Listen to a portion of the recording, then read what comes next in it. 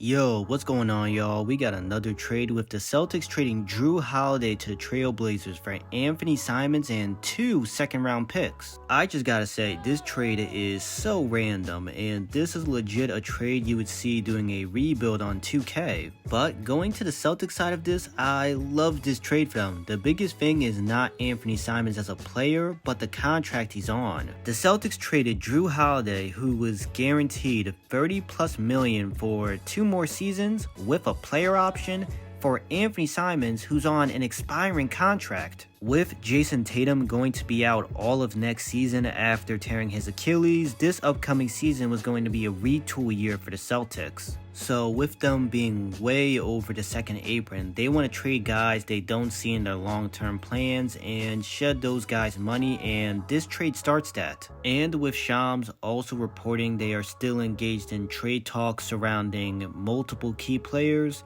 yeah, Porzingis, you're next on the chopping block, fam. Also, not to mention, they're getting 2 second-round picks in return for Jrue Holiday? Yes, I know it's second-round picks, but still. Brad Stevens did it again, man. Shout out to him. He has been cooking since becoming the Celtics GM, and this is just another example of it. Now, getting to the Encore part of it, Anthony Simons is a good player. Before the Magic traded for Desmond Bane, I was screaming for them to trade for Anthony Simons. Simons is a dynamic scoring guard who's a good pull-up shooter from deep, who shoots well on a very high volume. He can also play well off the ball, being a good shooter from deep off the catch, which is why him and Scoot have been able to coexist enough. Simons is also a solid playmaker. He's an interesting fit in Joe Mazzulla's system, but a fun fit, because we know with Mazzulla ball, we are shooting 45+ shots from deep a game. I'm intrigued to see Anthony Simons in their system, and if he plays well or at his usual level, it would not surprise me if they flipped him at the trade deadline. Now, going to the Blazers side of this, they said trading for Jrue Holiday once wasn't enough, so we had to do it twice. If the Blazers plan on keeping Jrue Holiday, then I don't understand this trade for them. Why would you not want to pay Anthony Simons just to bring in Jrue, who has more years on his contract, cost more money than Simons? He's way older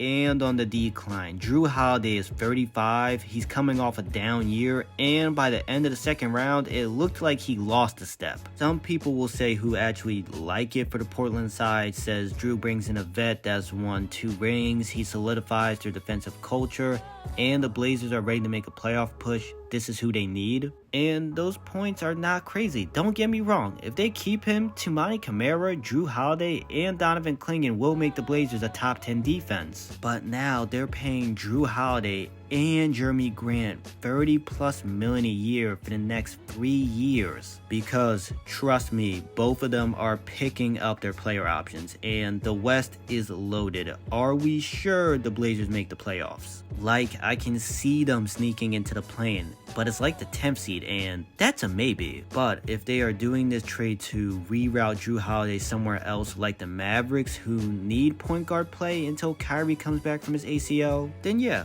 this trade makes more sense. But wow, I did expect Jrue Holiday to get traded this offseason, but not to the Blazers. Like, no way the Blazers are actually keeping Jrue Holiday, right?